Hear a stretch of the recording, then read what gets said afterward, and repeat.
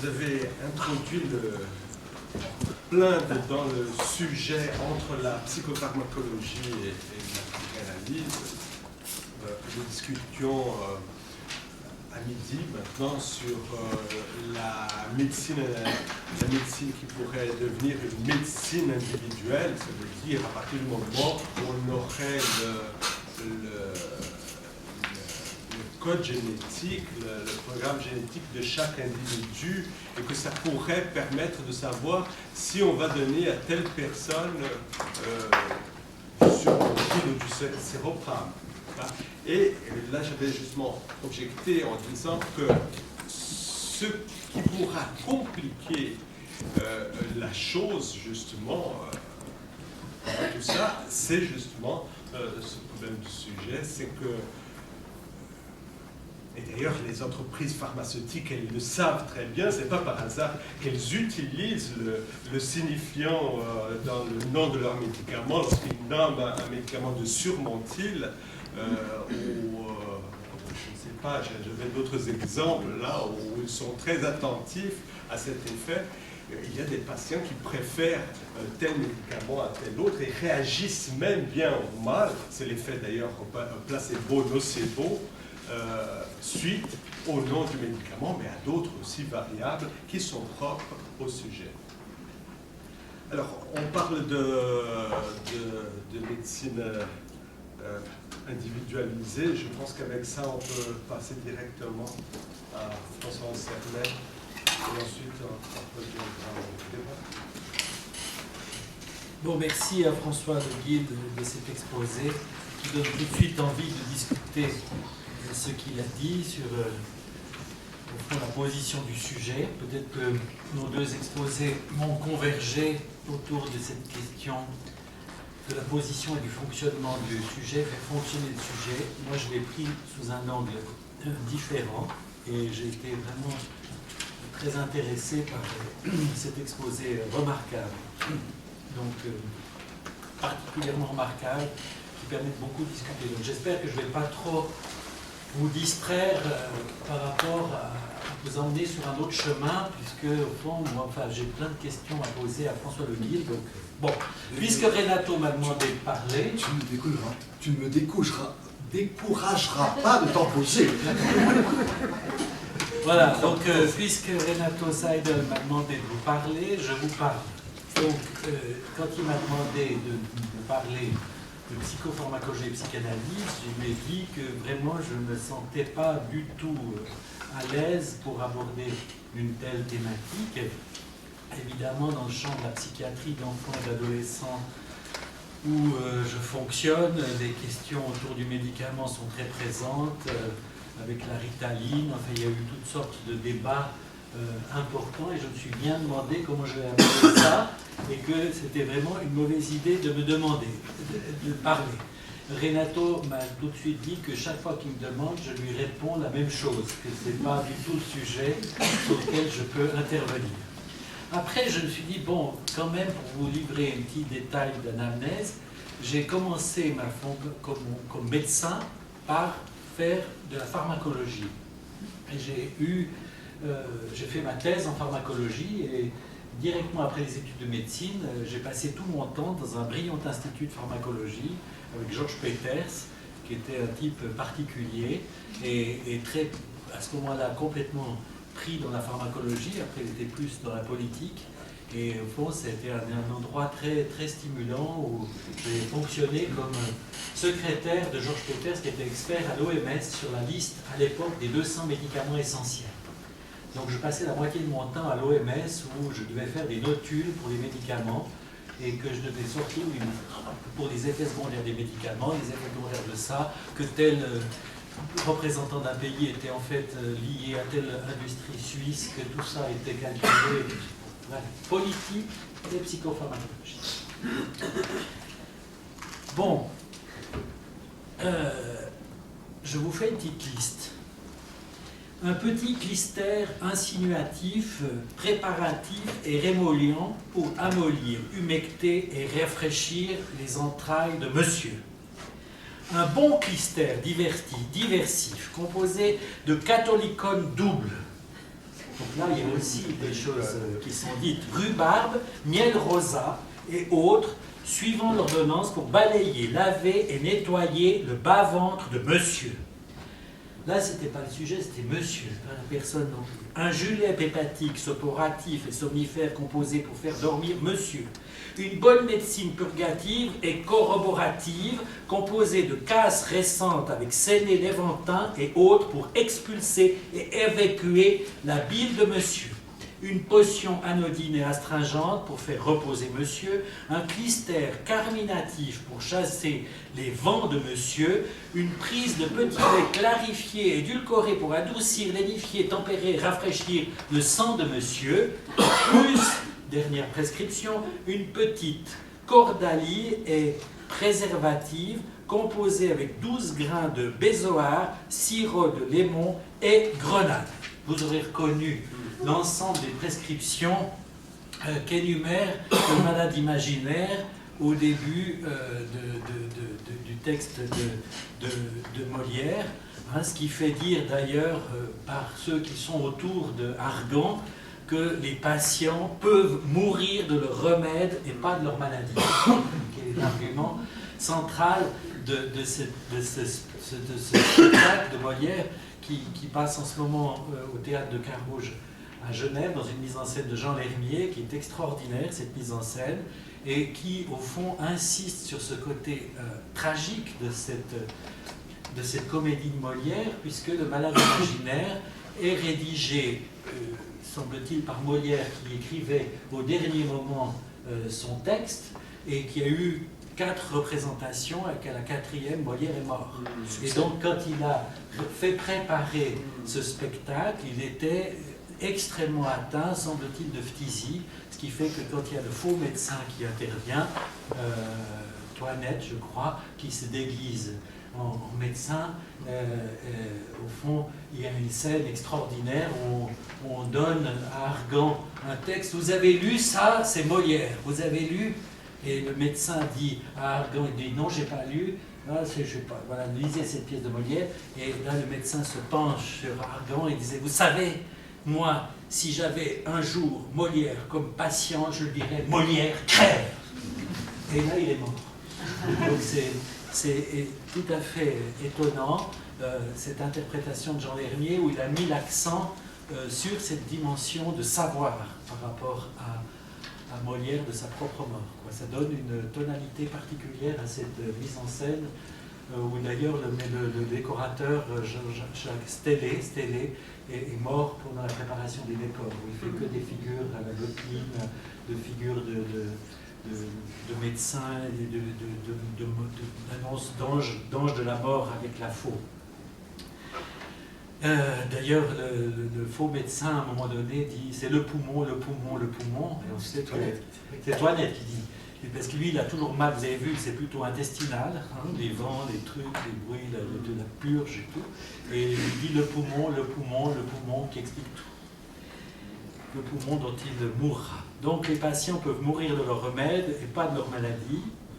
Et qu'il faut, au fond, que Argan lui dit, il faut que tu puisses enfin, vous puissiez enfin, vous, je cite, guérir de la maladie des médecins. Donc, il est malade de la maladie des médecins. Ce qui débouche sur le fait, à la fin du malade imaginaire, qu'il se fait médecin lui-même, comme l'analyste finalement. C'est-à-dire qu'il a fait une passe en public et il est devenu, grâce à Toinette, grâce à son frère qui lui fait un stratagème absolument extraordinaire, tout à coup il devient médecin lui-même et les derniers moments, la dernière scène est hilarante puisqu'il est en train de parler un espèce de latin de médecine, de Carabin extraordinaire sur le fait de purger, de saigner et de trouver tous les moyens de soigner qui que ce soit. Certaines cultures, d'ailleurs, on ne devient médecin, à part les psychanalystes, on ne devient médecin que celui qui était malade, qui a pu se soigner lui-même en vainquant sa maladie, au point d'avoir en lui la solution pour résoudre la maladie. Repartons donc de cette question du médicament. Le médicament, évidemment, historiquement, philosophiquement, c'est le pharmakon grec. Le pharmakon qui peut être à la fois remède, filtre, et poison-venin. C'est vraiment le binôme du pharmacone, le binôme du médicament, qui est à la fois remède et poison. Voir la pharmacie de Platon, dans la manière dont Derrida le discute, à propos du phèdre de Platon. Et que, au fond, est mis en évidence à propos du pharmacone un charme, une puissance d'envoûtement qui peuvent être tour à tour et simultanément bénéfiques et maléfiques. Maléfique dans le sens kakon, grec.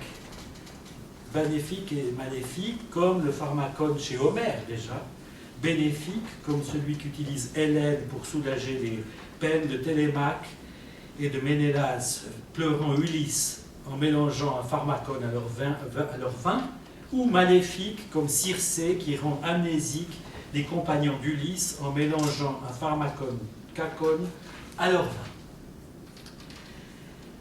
Ce à quoi on peut penser à partir de là que le pharmacone est ambivalent, c'est-à-dire peut autant constitue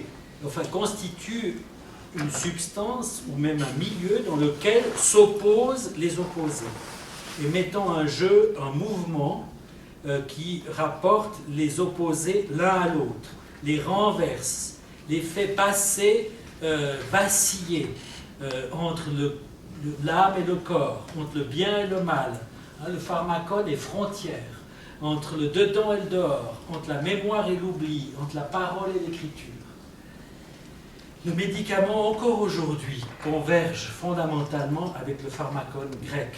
Pas d'effets bénéfiques, sans effets secondaires, qui sont très nombreux, très graves, aigus ou chroniques, mais au fond, qui sont inévitables. Enfin, on n'a encore pas pu mettre en place un traitement qui est libre d'effets secondaires et qui également touche des effets secondaires subtilement aux frontières de l'être, aux frontières du par-l'être, du rapport du sujet au vivant depuis le vivant. C'est, je crois, la question principale du médicament. Elle pose pour nous aussi la question de comment le vivant vient marquer le sujet, ou en tout cas met en jeu quelque chose dans le registre qu'on pourrait appeler par l'être plutôt que le sujet.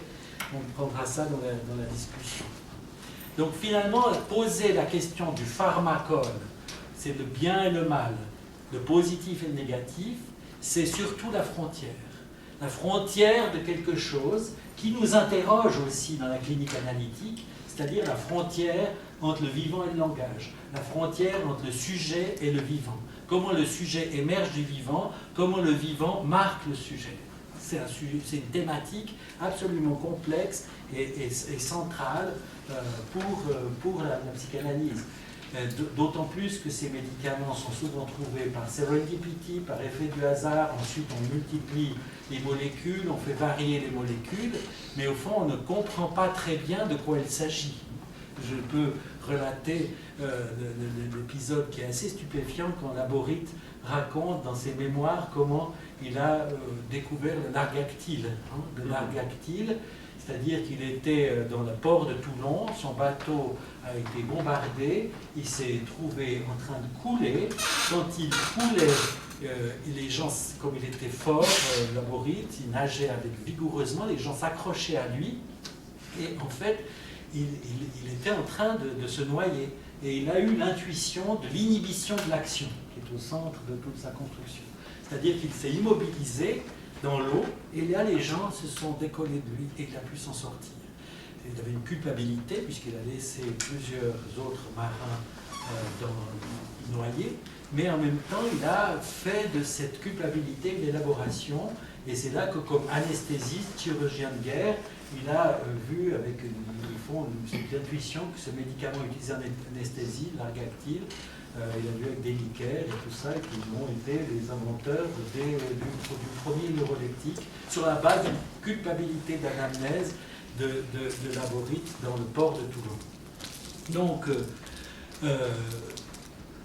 cette question de ces médicaments, je reviens parce que je suis dans mon plan, cette question des médicaments pose effectivement cette problématique de la frontière entre le vivant et le langage, entre le vivant et le sujet, est une question fondamentale sur le par-l'être et médicament. Avec aussi des questions, alors je dirais cliniques, dans le sens de l'expérience de la singularité, on reprendra ça dans la discussion, enfin pas dans le sens du savoir de maître du médecin, mais de l'expérience de la singularité, c'est-à-dire les conséquences de l'abrasion du symptôme et son aspect dynamique, ou les conséquences de l'effacement du délire et des potentialités qu'il porte, du délire comme tentative de guérison, qui est quand même, je dirais, en écoutant François de Guilde, je me dis, bon, lui, il a situé entre deux guerres, la fin de la clinique psychiatrique et des découvertes de la clinique psychiatrique. On pourrait peut-être se demander si c'est pas après la Deuxième Guerre, c'est-à-dire autour du début des neuroleptiques, où au fond on a c'est là que ça se révèle. Oui, c'est là que ça se révèle. On a une nouvelle clinique qui est la clinique sous médicaments, qui permet des tas de choses très positives, en particulier la psychanalyse des psychoses, et un abord peut-être plus possible, c'est le paradoxe. On met des médicaments, du coup les sujets peuvent peut-être respirer et donc parler. Donc il y a une place de la psychanalyse en psychiatrie et de la psychanalyse avec la psychose, ne pas reculer devant la psychose, comme disait Lacan, qui est rendu possible aussi par le médicament, mais en même temps, le médicament a induit une nouvelle clinique psychiatrique avec ses abrasions propres au médicament, et peut-être que les psychiatres, alors là je reprends le clinicien maître, n'ont pas pu construire la clinique sous médicament. Et peut-être que c'est aussi un enjeu pour les psychanalystes, savoir s'ils pourront construire la clinique sous médicament. Qu'est-ce que c'est qu'un enfant, qu'un adolescent, qu'un adulte sous médicament par rapport à un adulte sans médicament? Peut-être comme analyste, on oublie de penser l'impact du médicament. Vous voyez, c'est-à-dire des fois, certains les prescrivent eux-mêmes, d'autres utilisent des prescriptions en double fil, c'est-à-dire font prescrire par quelqu'un d'autre. En même temps, en faisant prescrire par quelqu'un d'autre, c'est élégant, enfin c'est un débat, le double fil dans la prescription, mais en même temps, est-ce qu'on intègre vraiment l'impact du médicament dans la cure, dans la logique de la cure, hein, sur comment on agit, et au fond, se demander aussi, à partir de là, quel effet sujet en résulte. Hein, qu'un individu soit atteint dans son organisme, comme je dis souvent, ne préjuge pas de quel sujet va s'en déduire, s'il est atteint génétiquement ou autre. Qu'un individu soit sous médicament ne préjuge pas quel sujet va s'en déduire, même si on a une modification de la symptomatologie clinique. Et on ne sait jamais comment, au fond, mettre ça en jeu dans le travail clinique. Et à partir de là, vous comprenez que si vous me suivez dans cette logique qui reprend une position très classique sur le pharmacone, eh bien, au fond, cette question du médicament est généralisable une fois posée comme ça, comme posant la question pour l'analyste, la frontière entre le vivant et le sujet, elle peut être mise en jeu pour la parole. La parole comme pharmacone elle-même, voire l'interprétation, qui peut avoir des effets, mais qui peut aussi avoir positif, mais aussi un effet négatif, qui peut être autant remède que poison, la parole. On peut faire mouche avec des mots, mais on peut aussi détruire avec des mots. Les mots prononcés trop tôt, avant que le sujet puisse symboliser ce qui est dit, comme dans L'homme aux cervelles fraîches, des mots qui peuvent jeter hors du langage, des mots qui peuvent être traumatiques, des mots qui peuvent obliger le sujet à rejouer son entrée dans le langage après avoir été jeté de ce monde par une intervention peut-être complexe qui a eu lieu. Donc il faut aussi réaliser cette double nature du langage où réside à la fois, pour reprendre la terminologie classique, le remède et le mal. Au fond, c'est ce que Wittgenstein aussi dit à propos de la philosophie, que ça peut être appliqué à la psychanalyse dans cette formule ambiguë. La philosophie est un langage qui vise à aller contre l'ensorcellement de l'intelligence par le moyen du langage. typiquement notre difficulté. C'est d'ailleurs ce que dit un neurobiologiste avec lequel j'ai eu beaucoup l'occasion de dialoguer, qui s'appelle Alain Prochians, qui est prof au Collège de France et qui, au fond, me disait une fois, dans une conférence ici à Lausanne, que, bon, aujourd'hui, avec la plasticité neuronale, on sait que la parole a un impact sur le réseau neuronal. Et lui me disait, bon, cet impact de la parole sur le réseau neuronal est énorme. Et qu'au fond, transforme les choses plus que le médicament. Finalement, c'est beaucoup plus dangereux d'utiliser la parole qu'un traitement médicamenteux. Alors évidemment, c'est une dialectique, c'est là que l'exposé de François Leguil est très important dans le débat qu'on va avoir, parce que c'est une position où le médecin se met en position de maître des signes cliniques et pas dans la position de faire fonctionner le sujet. Mais enfin, je trouve que cette allusion est intéressante de la part d'un neurobiologiste, avec l'idée effectivement que chacun réagit différemment, que chacun a son propre cerveau, que chacun a son propre effet des médicaments.